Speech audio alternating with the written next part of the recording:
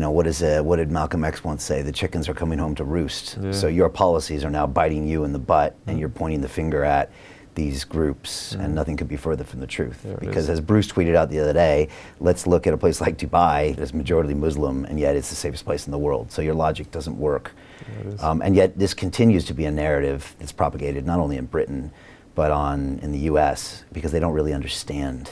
And also, I think, again, coming back to the fact that both politically and economically, the powers that be want people to be sheep, it's going to be hard to control a man who has strong faith more so than it would be someone who has weak faith. I mean, I don't take orders on morals from a government. I have a book, and I have a lot of reading, and I have clear faith that I live my life to. If you don't have that, we all need dogma, we all need guidance as humans. You're going to get it from popular culture, astaghfirullah, as we say, may God forgive us. You're going to get it from chasing the religion of self-enrichment and cash and ego and all these sorts of material things. Or you're going to get it from politicians telling you how you should live. Who wants that?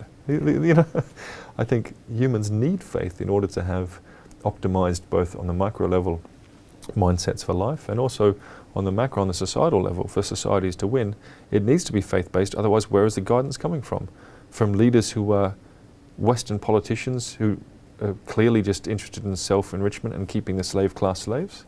I think the solution to a lot of the problems that you see in the West would be more faith-based government. I used to think church and state should be separate.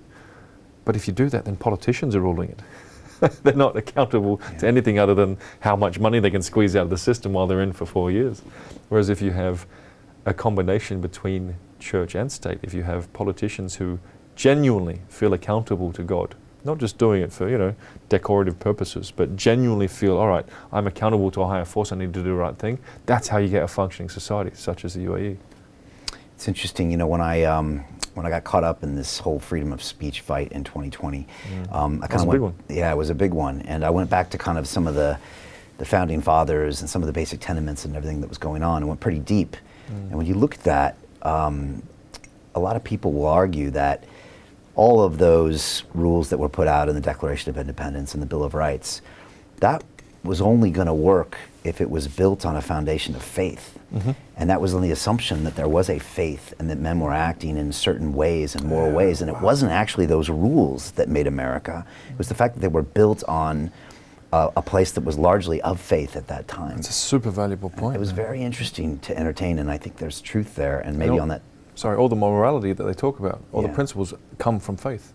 Yeah. So when you take the faith away, what do you got? Bro, that's an incredible point. Wow. Yeah, and maybe it's kind of back to what you said, this government is based in faith, and then everything on top of it, you can't have one without the other. And I think this is something that's worth talking about. And I think it was similar with you. I mean, I was dragged as a kid to church by my mom, and I didn't get why I was there and didn't want to be there. And religion was maybe becoming out of vogue in those 80s and 90s, and it didn't make sense. And the older I get, I start looking back and saying, look, this is technology built by humans over thousands of years to make society better. So maybe we shouldn't throw it out.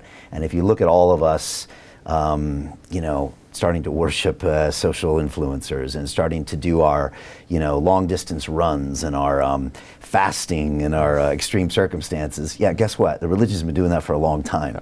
And so we're actually finding another way to go back to these same principles, like you said. And it sounds like with Islam, it's even written down in even more detail 100%. of these codes to live by that you can learn. Yeah.